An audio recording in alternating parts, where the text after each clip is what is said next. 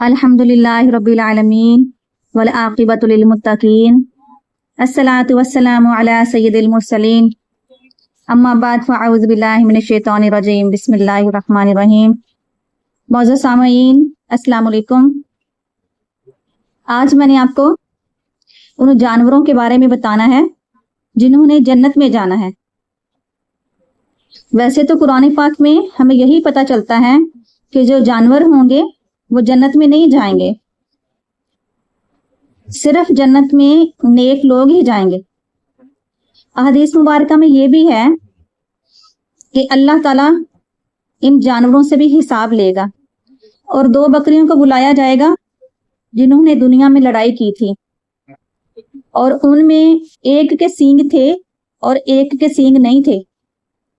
तो अल्लाह ताला कहेगा कि जब तुम लड़े थे, जब तुमने दोनों ने लड़ाई की थी तो तुमने भी टक्कर मारी थी और इसने भी मारी थी, लेकिन जिसके सींग थे उसने चोट ज्यादा लगाई दूसरी को, तो इसलिए आज हिसाब देना पड़ेगा। यूं करके हिसाब किताब अल्लाह ताला लेंगे, सारा हिसाब बराबर करके उसके बाद जानवरों को अल्लाह ताला हुक्म दे देगा कि तुम लोग मट्टी बन जाओ।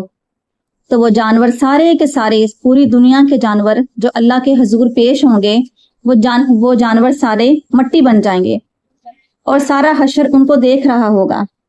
और इस मंजर को देख के जब काफिरों का हिसाब होगा तो उनको याद आएगा कि हिसाब किताब जानवरों का भी हुआ है और फिर उनको मट्टी बना दिया गया। लेकिन हमारे साथ क्या बने कि हमारे हिसाब किताब के बाद हमें दोज़खी बना दिया गया और फैसला हो गया है कि अब तुम लोगों ने दोज़ख में जलना है और इधर से छुटकारा नहीं है तुम्हारे लिए। तो वो कहेंगे या लैतनी कुन्तु तुराबा, ऐ काश हम भी मट्टी हो जाते। वो कहेंगे जो अंजाम जानवरों का हुआ है काश हमारा भी वो हो जाता, कि जैसे उनको सजा नहीं मिली हमें भी दोज़ख की सजा न मिलती। लेकिन हदीस मुबारका के मुताबिक 10 जानवर ऐसे हैं जो कि जन्नत में जाएंगे। उनमें एक तो वो मछली है जो यूनुस अलैहिस्सलाम की मछली थी, यानी कि यूनुस अलैहिस्सलाम को दरिया में गिरा दिया गया कश्ती में से। तो अल्लाह ताला ने एक मछली को भेजा और कहा कि मेरे यूनुस को अपने पेट के अंदर महफूज कर लो ताकि पानी का अंधेरा या बाकी पानी के जानवर जो हैं मेरे यूनुस को तकलीफ ना दे सकें। तो यूनुस अलैहिस्सलाम को जिस मछली ने 40 दिन अपने पेट में रखा, तो रसूलुल्लाह सल्लल्लाहु अलैहि वसल्लम के कौल के मुताबिक वो मछली जन्नत में जाएगी। दूसरा मलका बल्कीस का हुदहुद। ये हुदहुद था असल में सुलेमान अलैहिस्सलाम का। सुलेमान अलैहिस्सलाम ने एक हुदहुद को खत देके मलका बल्कीस की तरफ भेजा था, जिसमें उन्होंने मलका बल्कीस को तौहीद और रिसालत की दावत दी थी और कहा था कि अगर तुमने इस्लाम कबूल ना किया, तुमने और तुम्हारे कबीले ने, तो जंग के लिए तैयार हो जाओ। तो वो जो हुदहुद था वो सुलेमान अलैहिस्सलाम का बड़ा वफादार था, तो इसलिए उसकी वफाओं का सिला अल्लाह ताला ये देगा कि जन्नत में लोग जाएंगे, नबी और वली जाएंगे, अल्लाह ताला के नेक और पाकीज़ा लोग जाएंगे, उनके साथ हुदहुद भी जन्नत में जाएगा। तीसरा नंबर उस हाथी का है जिसको अस्हाबुल फील का हाथी कहा जाता है। एक शख्स था जो कि यमन का बादशाह था, उसका नाम अब्रहा था। एक वक्त आया जब वो खाना काबा पे हमला करने के लिए हाथियों का लश्कर लेके निकला था और इसी वाक़े के शान नज़ूल के मुताबिक सूरतुल फील नाजिल हुई है। सूरतुल फील में अल्लाह ताला ने ये अस्हाबुल फील का, हाथी वालों का वाक़या सारा बयान किया है। तो जो अब्रहा था, जिस हाथी के ऊपर बैठा हुआ था, उसका नाम महमूद था। मेरे प्यारे नबी सल्लल्लाहु अलैहि वसल्लम ने फरमाया, जब अब्रहा अपना हाथियों का लश्कर लेके आया, खाना काबा के करीब पहुंचा, तो वो जो महमूद हाथी था उसको अब्रहा कह रहा था कि तुम अपने सूंड के जोर से इस खाना काबा को मस्मार कर दो, لیکن محمود نے ایسے نہیں کیا، بلکہ خانہ کعبہ کی طرف منہ کر کے اللہ تعالیٰ کو سجدہ کیا اور واپس مڑ گیا۔ ابرہہ اس کو مار رہا تھا اور بار بار اس کو کہتا تھا کہ تمہیں میں کیا کہتا ہوں، تم کدھر کو جا رہے ہو، لیکن محمود نے اس کا کہنا نہیں مانا، بلکہ جس خدا نے اس ہاتھی کو بنایا تھا اسی خدا کے گھر کو توڑنا اس کو منظور نہیں تھا، اور وہ دوبارہ یمن کی طرف بھاگا۔ اللہ تعالیٰ نے ابابیل کا لشکر بھیجا اور ابابیل جو ہیں وہ جھنڈ کے جھنڈ آ گئے اس ہاتھیوں والے لشکر کے اوپر، اور چھوٹی چھوٹی کنکریاں ان کو اوپر پھینکی تو سارے ہاتھی بھی کیما بن گئے، اور سارے وہ جو ابرہا تھا وہ بھی بن گیا۔ تو وہ جو محمود ہاتھی تھا، اللہ تعالیٰ کے نبی نے ارشاد فرمایا محمود کل جنت میں جائے گا، کہ اس نے اللہ تعالیٰ کے گھر کو مسمار نہیں کیا، بلکہ جانور ہو کے اللہ ہی کی اطاعت کی ہے، تو اس لیے اصحاب الفیل کا وہ جو ہاتھی تھا محمود، وہ بھی جنت میں جائے گا۔ چوتھا جانور ہے قصوہ۔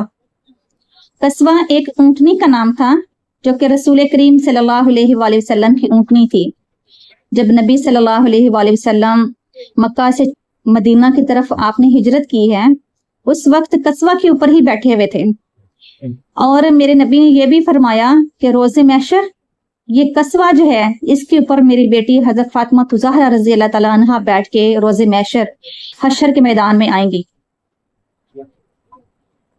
یہ قصوہ اونٹنی جو ہے اس کے بارے میں بھی رسول کریم صلی اللہ علیہ وآلہ وسلم نے ارشاد فرمایا ہے تو یہ جنت میں جائے گی نبی صلی اللہ علیہ وآلہ وسلم کے ساتھ۔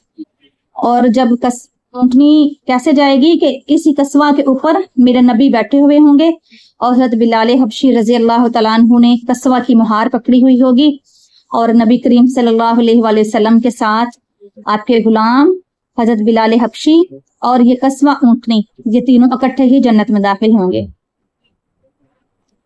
پانچواں جانور کون سا ہے؟ حضرت عزیر علیہ السلام کا گدھا۔ حضرت عزیر علیہ السلام اللہ تعالیٰ کے نبی تھے۔ ایک بار سفر کر رہے تھے تو آپ نے وہ سفر گدھے پہ کرنا تھا، گدھے کے اوپر سواری کی تھی، اور آپ کے ساتھ آپ کا کھانا بھی تھا اور پانی بھی تھا۔ رستے میں آپ نے ایک جگہ آرام کرنا چاہا، ایک غار کے اندر آرام کیا، گدھے کو باہر باندھ دیا اور اپنا کھانا اور پانی اپنے پاس رکھ لیا، اور سو گئے کہ شام ہوگی تو باقی سفر بعد میں کروں گا۔ اللہ تعالیٰ کے حکم سے حضرت عزیر علیہ السلام 100 سال تک سوئے رہے۔ 100 سال کے بعد جب جاگے ہیں تو ایک فرشتہ سامنے آیا اور پوچھنے لگا، اے اللہ کے نبی آپ کتنی دیر سوئے رہے؟ تو کہنے لگے مجھے لگتا ہے میں سارا دن سویا رہا ہوں، یا آدھے سے کچھ زیادہ دیر سویا ہوں، آدھے دن سے کچھ زیادہ دیر سویا ہوں۔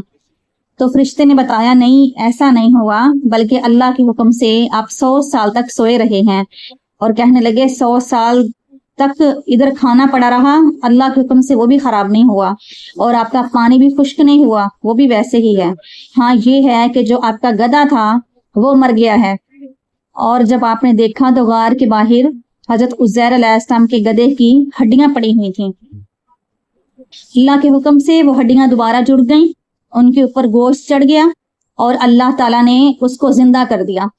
عزیر علیہ السلام اسی گدھے کے اوپر بیٹھ کے دوبارہ اپنی قوم میں آئے تھے، اور آپ کے اس 100 سال سوئے رہنے کی وجہ سے ہی یہودی جو ہیں وہ عزیر علیہ السلام کو اللہ تعالیٰ کا معاذ اللہ بیٹا کہنے لگ گئے، اور وہ کہنے لگے کہ آخر باقی تو نبی ہی تھے، لیکن عزیر جو ہیں ان کے ساتھ اللہ کو بہت زیادہ محبت تھی، جس کی وجہ سے اتنا بڑا معجزہ عطا کیا، اور 100 سال کے بعد دوبارہ پھر معاذ اللہ اپنے بیٹے کو اللہ نے زندہ کر دیا۔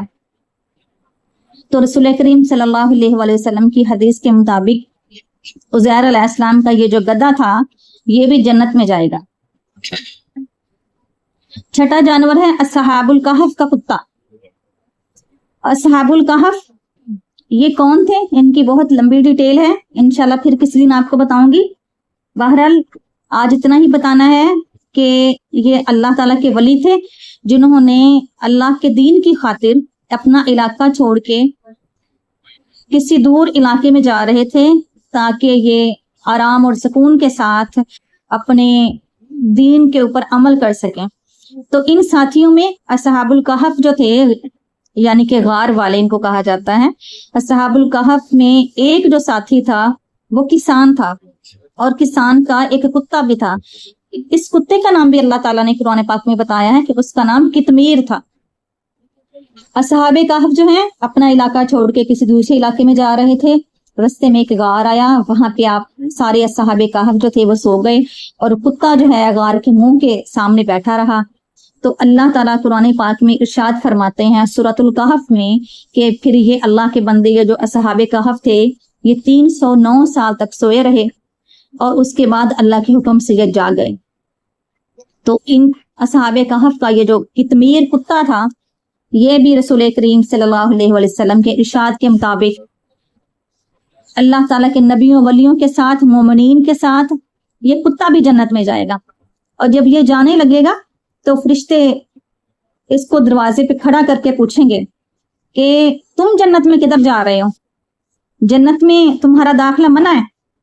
تو وہ کہے گا کہ میں کوئی عام کتا نہیں ہوں، میں قطمیر ہوں اور اصحاب الکہف کا کتا ہوں، اس لیے اللہ تعالیٰ نے مجھے بھی اجازت فرما دی ہے کہ تم بھی جنت میں چلے جاؤ. 8واں جانور ہے یعقوب علیہ السلام کا بھیڑیا. یوسف علیہ السلام کے بھائیوں نے جب یوسف علیہ السلام کو کنویں میں گرا دیا اور آگے کہہ دیا کہ بھیڑیا ہمارے یوسف کو کھا گیا ہے، تو یعقوب علیہ السلام نے جنگل کے بھیڑیوں کو بلایا اور کہا کہ بتاؤ کس نے میرے بیٹے یوسف کو کھایا ہے.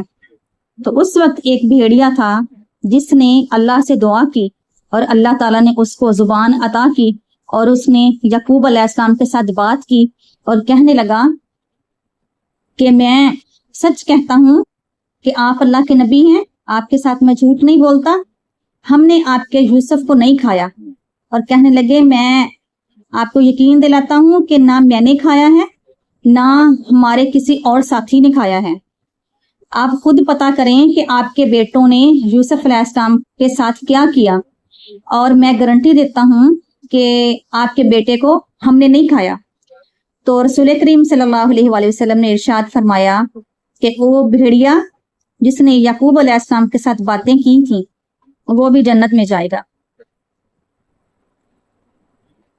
9واں نمبر ہے ایک اونٹنی کا، جو کہ صالح علیہ السلام کی اونٹنی تھی. صالح علیہ السلام اللہ تعالیٰ کے نبی تھے. ان کی قوم نے معجزہ مانگا تھا.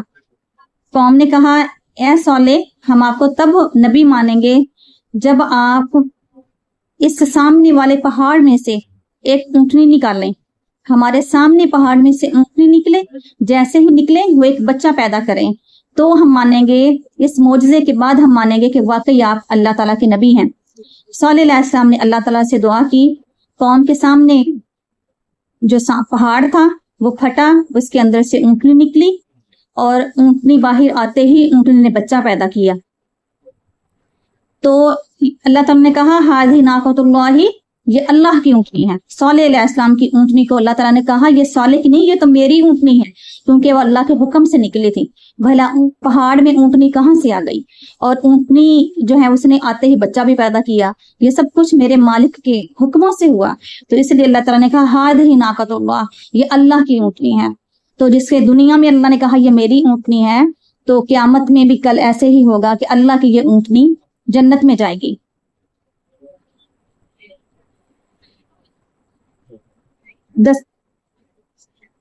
ایک اور ہے، اگلا نمبر ہے وہ دمبا جو اسماعیل علیہ السلام کی جگہ ذبح ہوا. 9واں نمبر ہے اسماعیل علیہ السلام کا وہ دمبا جو ان کی جگہ پہ ذبح ہوا. جب ابراہیم علیہ السلام کو خواب میں بار بار نظر آ رہا تھا کہ آپ اپنے بیٹے اسماعیل کو ذبح کر رہے ہیں، تو ابراہیم علیہ السلام اپنے بیٹے اسماعیل کو ذبح کرنے لگے. تو اللہ تعالیٰ نے کہا ہم نے ان کی قربانی کو، ان کے جذبوں کو قبول کر لیا، لیکن ہم ان کے بیٹے کو ذبح نہیں ہونے دیں گے. اللہ تعالیٰ نے حضرت جبرائیل علیہ السلام سے کہا آپ جنت سے دمبا لے جائیں اور اسماعیل کی جگہ پہ اس کو قربان کروا دیں. تو حضرت جبرائیل علیہ السلام جنت سے دمبا لے کے آئے، اسماعیل علیہ السلام کو سائڈ پہ کر دیا اور ان کی جگہ پہ ایک دمبا رکھ دیا جس کو ابراہیم علیہ السلام نے ذبح کر دیا.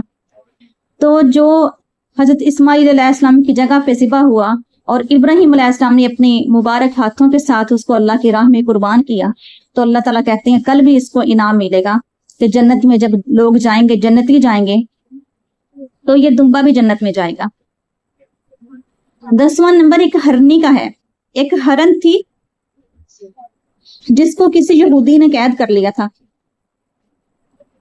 نبی کریم صلی اللہ علیہ وآلہ وسلم کو پتہ نہیں تھا، آپ رستے سے گزرے تو آپ کو کسی کے رونے کی آواز آ رہی تھی، جیسے کوئی بچہ رو رہا ہو۔ میرے نبی فرمانے لگے کوئی رو رہا ہے، کسی کو ضرورت ہے میری۔ آپ نے ادھر دیکھا تو ایک ہرن تھی جو کہ پھندے میں پھنسی ہوئی تھی۔ رسول کریم صلی اللہ علیہ وآلہ وسلم اس کے پاس گئے اور کہنے لگے کیا ہوا؟